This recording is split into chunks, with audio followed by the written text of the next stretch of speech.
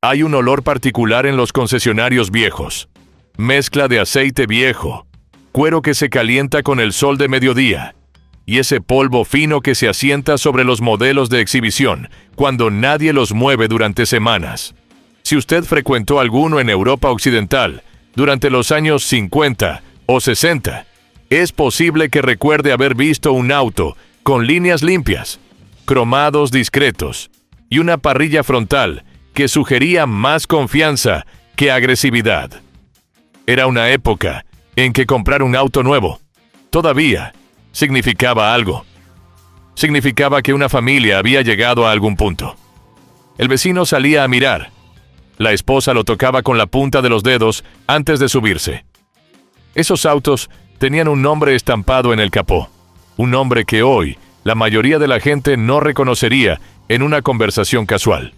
Un nombre que desapareció, volvió y volvió a desaparecer, casi como si el mercado lo hubiera rechazado 2 veces para estar seguro. Esto es, autos del ayer. Y lo que va a descubrir al final de este guión es que Borgward murió la primera vez por razones que todavía se debaten, y volvió a morir por razones que, en el fondo, son exactamente las mismas. Carl Friedrich Wilhelm Borgward nació en 1890 en Altona, Alemania, y desde joven tuvo esa combinación rara de ingeniero y vendedor que hace falta para levantar una empresa desde cero. Aprendió mecánica de manera práctica, con grasa real en los nudillos, y fundó su primer negocio de refrigeradores antes de entrar de lleno al mundo del automóvil. Para 1929, ya tenía una marca llamada Goliath, y hacia finales de los años 30, controlaba un consorcio de marcas que incluía Lloyd, Hansa y la propia Borgward. Todas fabricaban bajo el mismo techo en Bremen, todas compartían componentes, y todas apuntaban a segmentos ligeramente distintos del mercado alemán. Bremen en esos años era una ciudad industrial que olía a metal caliente y río.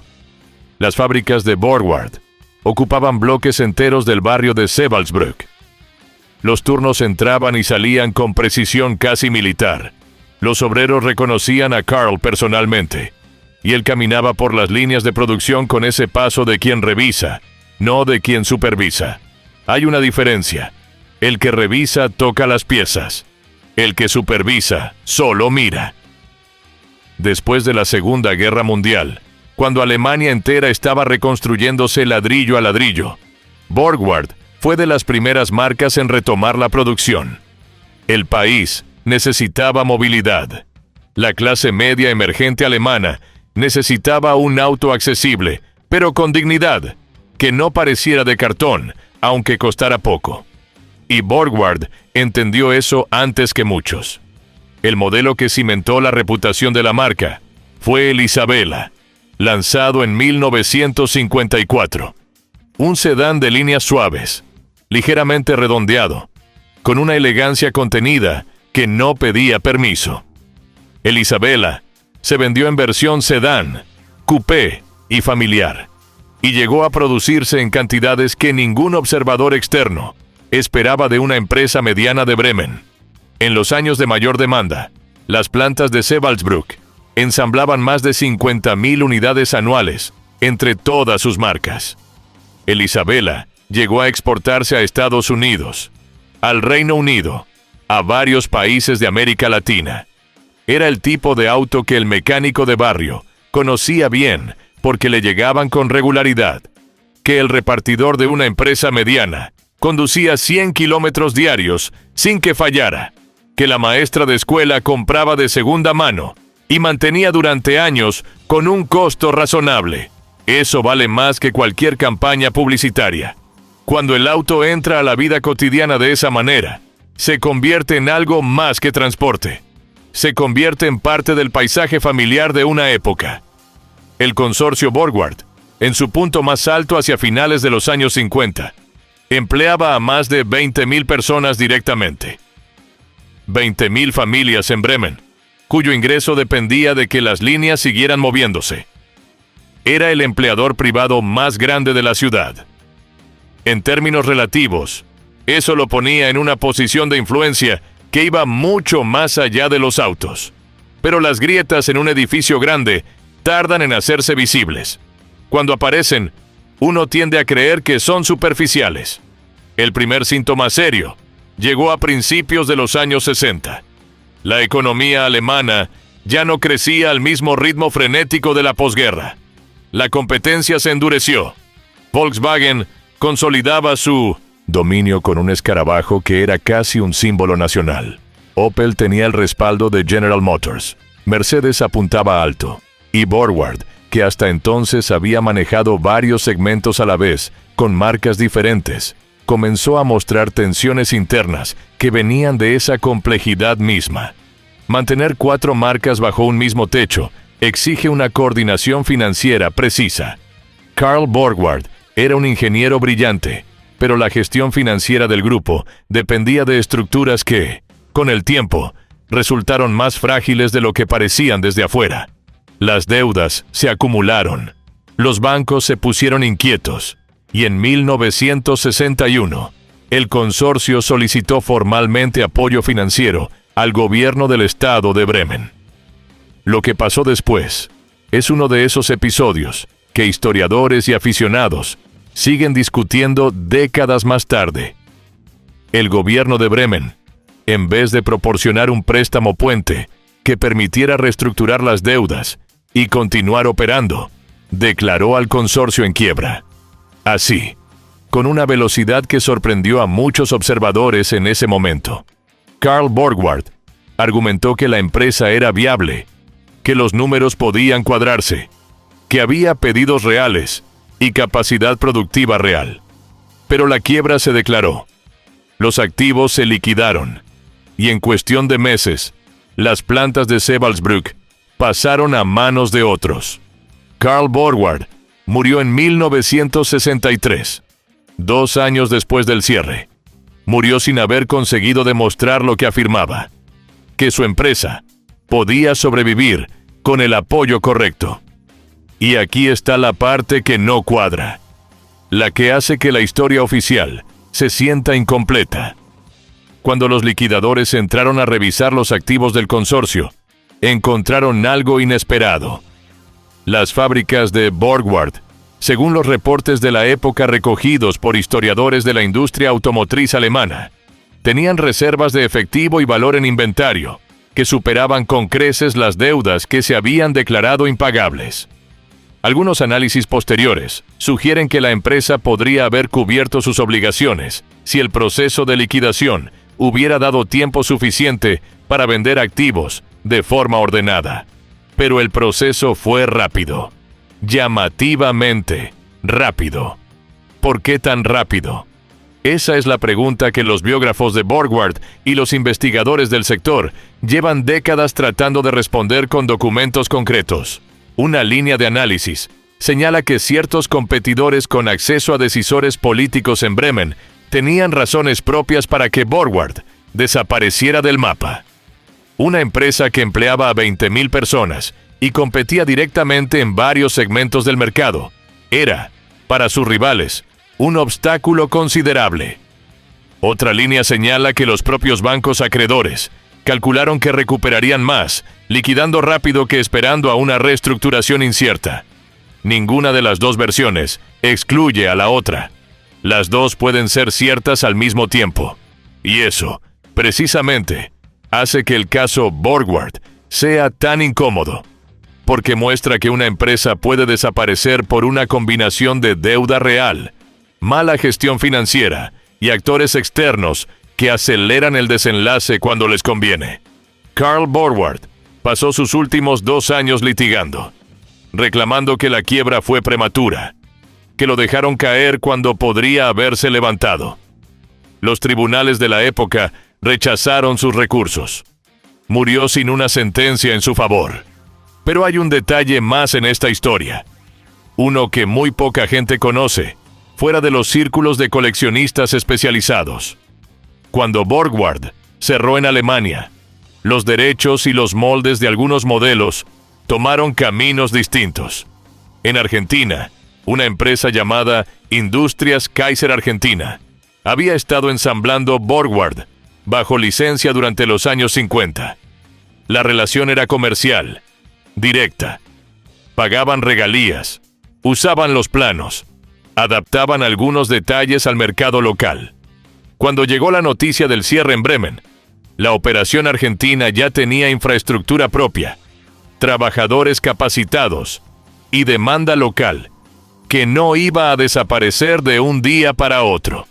El Isabela continuó produciéndose en Argentina, durante un tiempo después de que la versión alemana dejara de existir, bajo otras circunstancias comerciales, con ajustes de mercado, pero reconocible. Mismo ADN mecánico, misma silueta básica, distinto pasaporte. Para el conductor argentino de esa época, era simplemente un auto confiable, que conocía al mecánico del taller de la vuelta, que el auto en sí era técnicamente un Borgward. Muchos lo sabían, que Borgward había muerto en Alemania. Muchos no lo sabían todavía. Así funciona la industria automotriz cuando las marcas se fragmentan. Los activos se dispersan, las licencias viajan, y un modelo puede sobrevivir durante años en un mercado que el fabricante original nunca imaginó como destino permanente. Décadas pasaron. El nombre Borgward quedó en los libros de historia del automóvil, en las revistas especializadas, en los garajes de coleccionistas que guardaban un Isabela con la pintura original todavía intacta debajo de una lona. Esos autos envejecieron bien. Por cierto, tienen una calidad de construcción que se percibe cuando uno abre y cierra la puerta.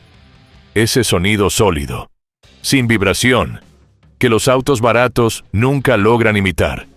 Y entonces, en 2015, el nombre volvió. La familia Borgward, a través de los nietos de Carl, cedió los derechos a un consorcio respaldado por capital chino. La empresa Photon Motor tomó posición mayoritaria y bajo el nombre revivido Borgward Group AG, con sede registrada en Stuttgart para mantener el aura europea, comenzó a desarrollar una línea de SUVs orientados, principalmente, al mercado chino. El lanzamiento fue ruidoso. Hubo conferencias de prensa con pantallas grandes y ejecutivos en trajes bien cortados. Se habló de herencia alemana, de ingeniería de precisión, de una marca con historia que regresaba con tecnología del siglo XXI. Los modelos llegaron: el BX7, el BX5, el BX6, SUVs de tamaño mediano con acabados aceptables y precios competitivos para el mercado chino. En Europa se intentó una entrada más discreta, con algunos distribuidores en Alemania y otros países. En América Latina hubo interés exploratorio, pero detrás de las pantallas grandes, los números contaban otra historia. La operación europea nunca alcanzó el volumen necesario para sostenerse. Los concesionarios europeos que abrieron bajo la marca Borgward enfrentaron el problema clásico de cualquier marca nueva, intentando entrar en un mercado saturado. Sin historia reciente de servicio postventa, sin red de talleres establecida, sin la confianza acumulada que tarda años en construirse. El apellido histórico generaba curiosidad, pero curiosidad sola no vende autos cuando el comprador tiene enfrente a Volkswagen, Toyota o Hyundai, con décadas de soporte documentado. En China, donde la marca vendió la mayor parte de sus unidades, la competencia del segmento SUV se intensificó exactamente en los años en que Borgward intentaba crecer.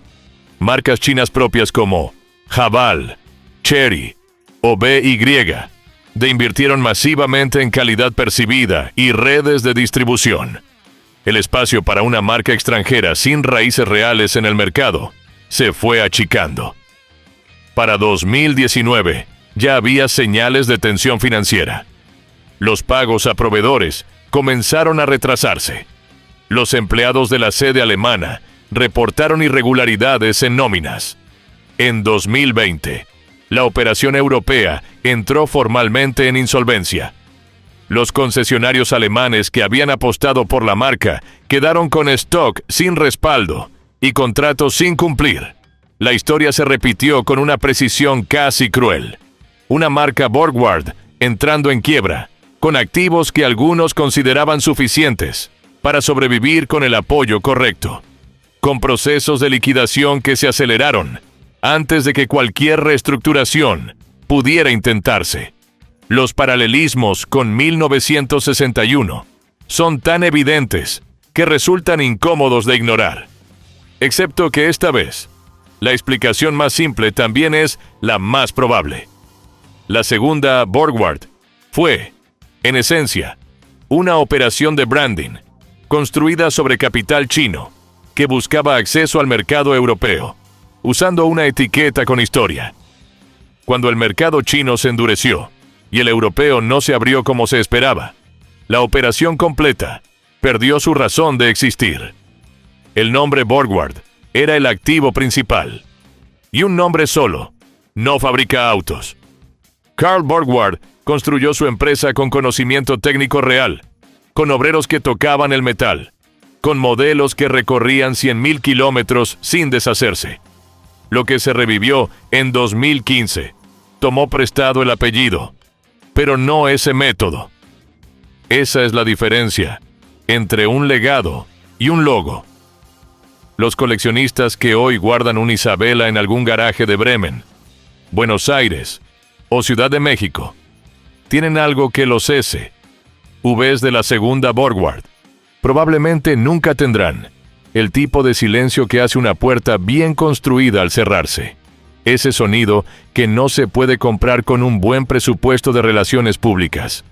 Ese sonido que se gana con años de saber exactamente qué espesor de chapa usar en cada esquina del cuerpo. Borgward desapareció 2 veces. La primera, quizás, con ayuda. La segunda, sola. Y eso dice algo sobre lo que de verdad sostiene a una marca cuando los tiempos se ponen difíciles. Dice que la historia funciona como combustible, solo hasta que el motor se queda sin piezas de repuesto. Después, el auto se detiene igual que cualquier otro, con independencia de lo que diga el emblema del capó.